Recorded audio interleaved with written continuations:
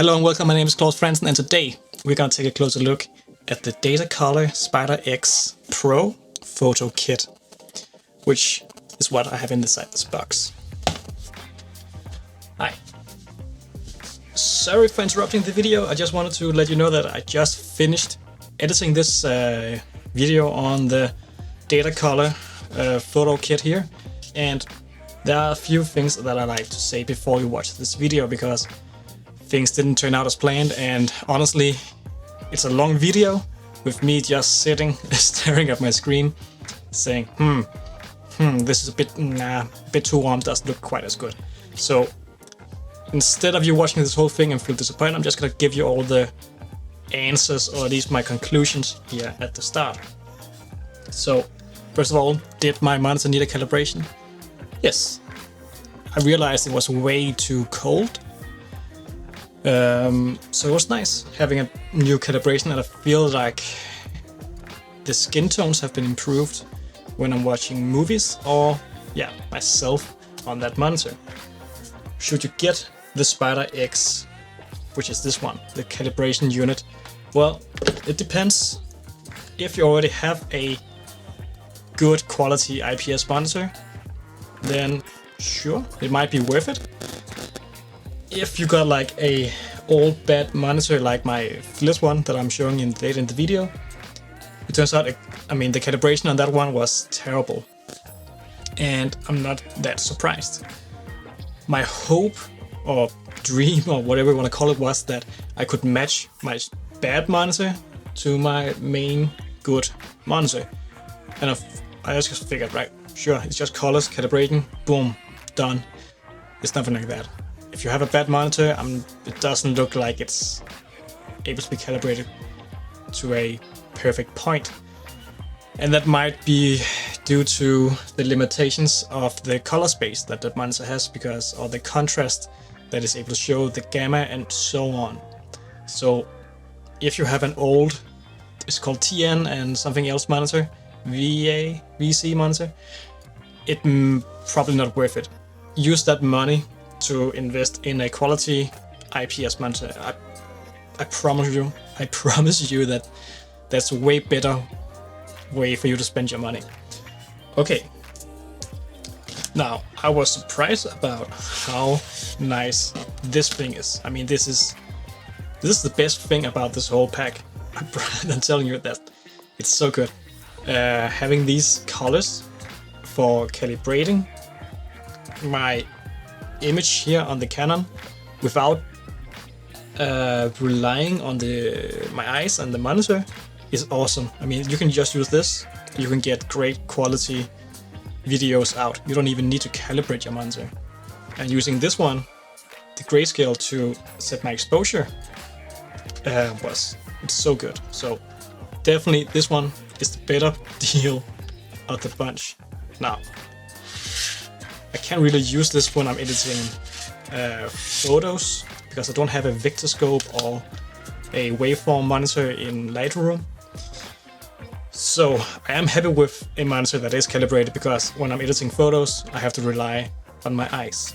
So throughout this video, I keep saying that I got the Pro version, which is not true. This is the Elite, and I don't know why they decided on these two names, because for me, Pro is the higher level and Elite should be a lower level, but it's not like that. Elite is the best possible software.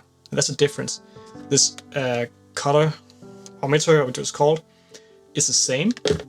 It's a software that differs, and you get more fine-tuning possibilities with the Elite version, which is what I got. And you can match monitors throughout your studio, but I'm quite sure that you need to have identical monitors, or at least high-end quality monitors, in order to do that perfectly. Right? So I think that wraps it up. If you want to watch the video here on YouTube, then go ahead. But this was the most important information, and I do feel that my video quality have changed dramatically from my first video to this one, mostly due to the color checker. Also, I blocked the window light and I flipped my softbox towards me instead of bouncing it off my white wall into my face. But yeah, it is a joy to use a color checker, and I could definitely recommend that part. Wait, last thought. I thought about not publishing this video or redoing it, but it just goes to show that this isn't a definitive solution to your monitor. You need to spend the time calibrating it, and you may not get the results that you were looking for. I still feel that the white, like pure white on my monitor right now, is too warm. But the skin tones and everything, the colors and contrast and dynamic range is spot on. So I'm gonna try to leave it at that for the time being. And this might all been a user error. So if anyone have super insight into the Datacolor SpyderX thingy here, then let me know in the comments. Let me know what your experiences is with calibrating monitors. I'm curious to know. All right. Bye. Oh, not bye. Yeah, you can watch the video now. I'm out. Before we talk about the content of this box, I want to talk about colors. So the reason I got this kit, first of all, it's on a sale right now. So if you want to get in on this amazing deal, follow this link below here in the description. And the thing is, every monitor, every screen have a different color calibration to it. So when I edit my photos on my monitor, they will look different on my second monitor. My primary monitor is an IPS pre-calibrated monitor, and I am pretty certain the colors are pretty damn good as they are from the manufacturer. But I would like to be completely certain. Let's open the box and take a look what's inside, because there's more than just the color calibration kit in here. And inside you get your gray card, all your colors. And what's so amazing about these is that they have to be, I mean, they're pretty damn expensive for what they are. And it's definitely not as something you should feel like you have to buy to start off with videography or photography. And let me just say that I've never been disappointed about the colors in photography coming out of the ESR. But sometimes when I'm doing videos, I feel that I have less control over the colors. So using this color chart here, I should be able to better calibrate my ESR to my Canon M50. Same thing goes with the grayscale on the backside. And the reason why these things cost as much as they do is because, well, they have to be pretty damn accurate. Usually you get excited about lenses and cameras, but sometimes it's these smaller things that really, yeah, makes the biggest difference. Then you got a code for your software, which I'm not gonna show you guys, I'm sorry. Next up is a small, I guess, small microfiber cloth, nothing extraordinary. You get a tiny bag, I guess it's for the cube, which I will show in a minute. So this Spyder cube, it's what's called, is meant for white balance, pretty much. And then I will have to put this close to my face. Then I get different reading from the lights. We've got the key light coming in here. So I got a white balance of a pure white. I got my gray. I got my, I think it's 3% black or something. And I got my pure black.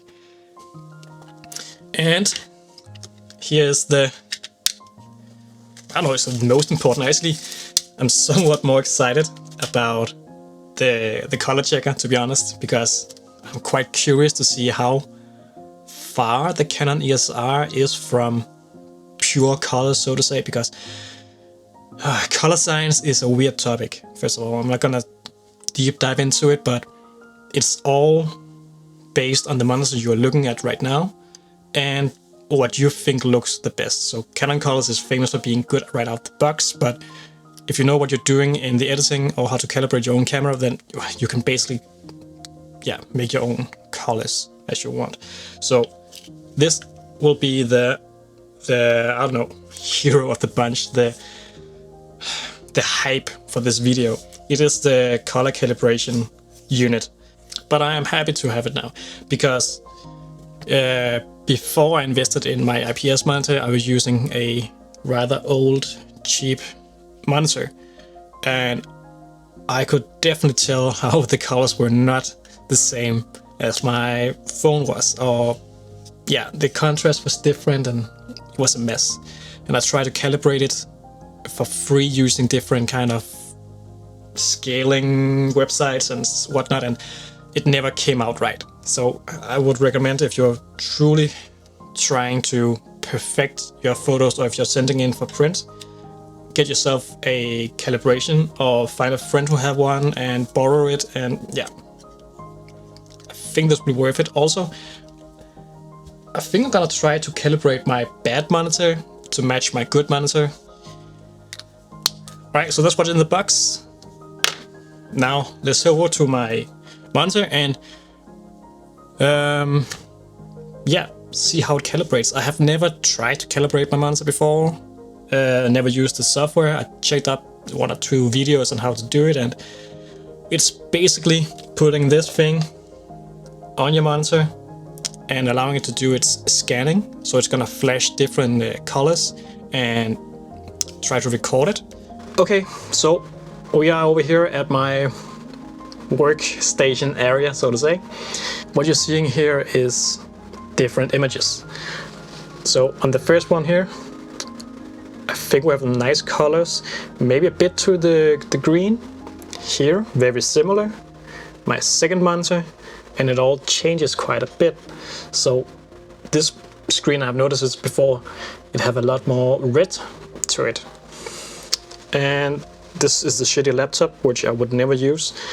And you can see it's just a completely different story. And you can't really see it from just watching on this camera, but it is quite terrible. Okay, so congratulations on your new SpyderX Photo Kit. SpyderX Photo is an easy, cost-effective way to ensure your pictures have a color and clarity set for you to carry, blah, blah, blah, blah. We're getting the Elite software. Cool. I guess we're using the Elite. I might have said Pro earlier. I apologize if there's any real difference. Let's get this Windows one. So yeah, for your sake and my own sake, for viewers, I'm just gonna fast forward through this whole installation thing. Yeah, see how it goes. Setup has finished copying files to your computer. Please plug in the Spyder before launching SpyderX Elite. Cool. All right, so I have to plug in the password, which is on this little flap that came with the box. First name. Okay, and apparently you get a new code for future installation, so I have to save this. That's annoying. Calibrate my displays. Okay, you have to leave your monitor at home for half an hour. And lighting condition, you have to check that no intense light is falling directly on your screen display. It's not intense, but for good measures, I'm gonna shut off this light back here and the rest of it. And now all the light you see is coming from my monitors, which it's actually better without the light. All right, it is quite intense for my eyes though. So check display controls. Have you reset your monitor settings? All right, resetting the screen settings apparently. Set the color temperature to 6500. Spyder connection. Check, check, check. Next.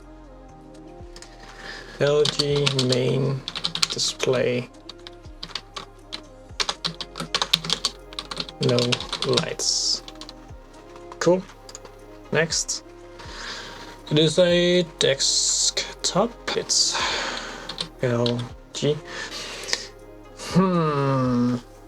Right, I'm just gonna pause here while I'm figuring out what kind of LED my screen is using. Okay, so white LED, select this if your monitor has a wide gamut color space LED backlight. I'm pretty sure that this is a wide color space monitor, that's why I chose it. So I'm gonna choose white LED, but your screen might be different, so yeah, I need some assistance. Yes. Full calibration, sure. Recommended, white point, brightness. Yes, we did that. There's no light, it's actually pretty dark here, and I wouldn't normally edit like this, so I'm gonna do this with no lights on, and then with my standard household lights. Sure. Please stay at your computer after you click the next button on the screen. The application will take a few measurements and then wait for you to adjust the brightness control. With the brightness dial in, the application will continue calibration. Okay. So now we open up the Spyder here. We're gonna pull, don't like this, some wires through. Here, I guess.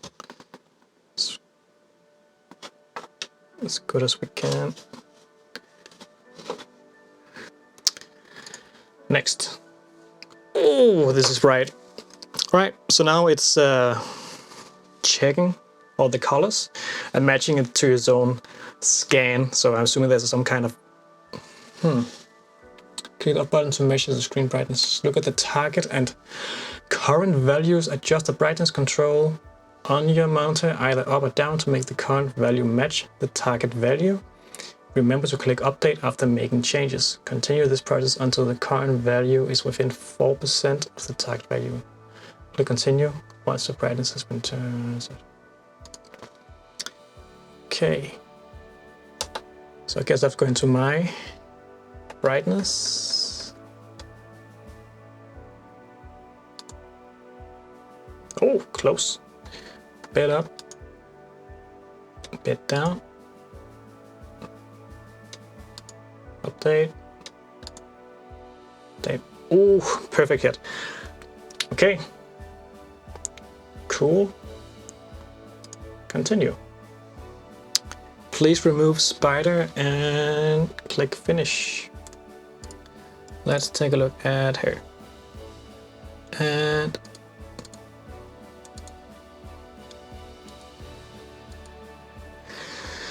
okay.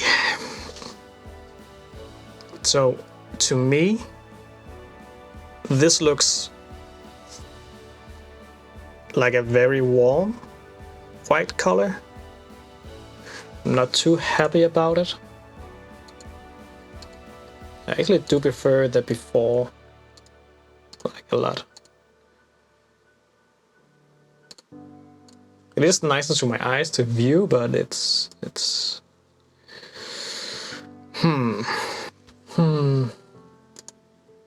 It's pretty good calibration though. Okay, now we're gonna try to calibrate once more.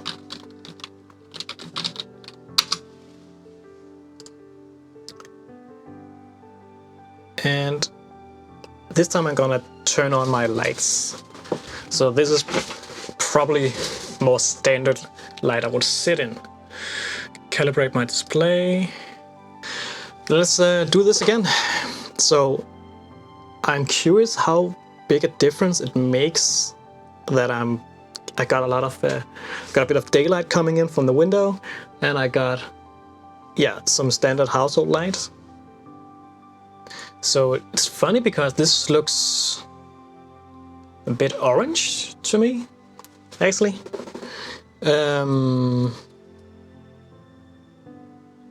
Yeah, I don't know.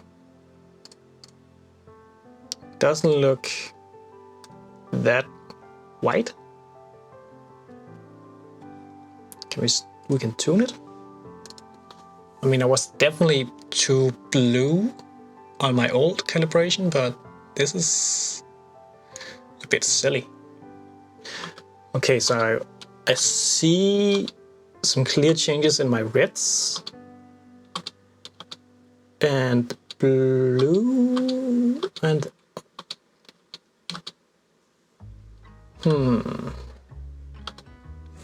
but I do feel like the whites are on the warmer side. It might just be that my screen is less bright now. So I think I'm gonna try with the calibrated on, go into settings, brightness, and then just bring this back up. I don't know, I mean, this is annoying.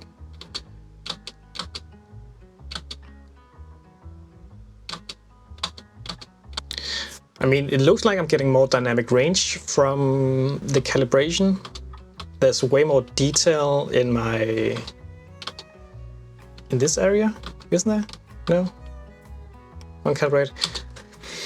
I don't know. I'm actually not too excited by this. I don't know, I feel like it's just way too orange. I don't know. Let's go out. I want to get like a middle ground between these two because this one is way closer to what I would call white. It is also brighter, that's for sure. But I like the reds more on the non-calibrated. I don't know, I think I need to look into this problem. Yeah, I'll get back. Alright, so I've done some of my color gradings, color tuning. So this is the before, as you can see here on this screen. Let me just adjust exposure. Something like that. Before, after. And I have to say there's less green in the image, so I think it looks good. I did have to do some minor tweakings up here. And it's quite interesting what happens on my second monitor. If we just try to do like this. Because this one is so green now. This was the before, this is the after. So we gained a lot more dynamic range, but I'm not sure about I think the skin colors were better before, so I have to do some tweaking over on this one as well, and probably up the saturation, I guess. What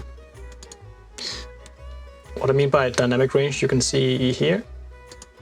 There's a little line that appears again, so yeah, no. Calibrating your monitors is not that simple, apparently. I'm gonna leave my settings on my main monitor as is and try to calibrate my second monitor to look like my first monitor. So this calibration right now, which I am not a fan of, gave more dynamic range on the monitor, but the color seems weird. That was for a complete calibration on that monitor itself. So now I'm gonna try to do the match one monitor to another, which is a feature that should be available here on the Elite version that I got, right?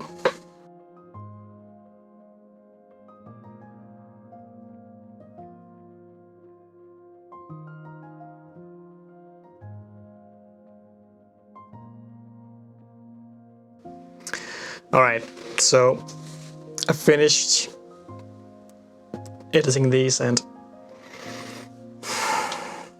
I don't know. I think I'm gonna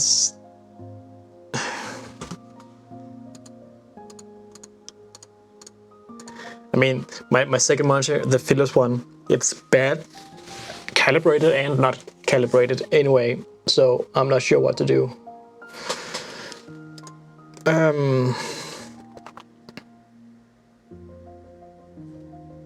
Yeah.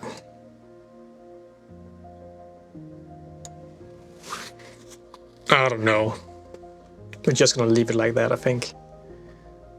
Next, save, yes.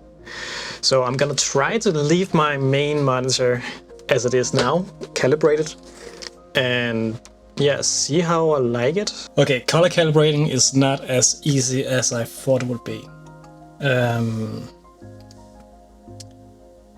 And I think I'm gonna leave my colors with the calibration looks, but slightly colder, because that's what I think was the most accurate. But I definitely saw a difference in the skin colors, so I'm quite curious what's gonna happen when I look at this footage today, and I get it into DaVinci, and I get to compare my skin tones with the skin tone line, because I have been struggling to get that perfectly online with what my eyes thought was correct and what the computer thought was correct. So I'm curious if this color calibration actually fixed it, and if it did, I'm gonna put a yes right here, and a maybe here, and a nope. So let's see. That's all I had today. So yeah, the quality is still lagging behind, and I'm sorry for that. It's gonna be a long process to make quality content on this channel, I can already tell, but well, we'll learn. I thought that a color calibration video would be a fast and easy thing to do, but you should if you plan on doing this yourself, put aside like an hour and take the time needed to really tune in your monitor, because it's gonna pay off in the long run. Second of all, if you have a shit monitor, don't invest in a Spyder color checker thing, because it may not be able to correct your monitor anyway. So if you have a IPS monitor worth a couple of $100, sure, then this might be the right tool.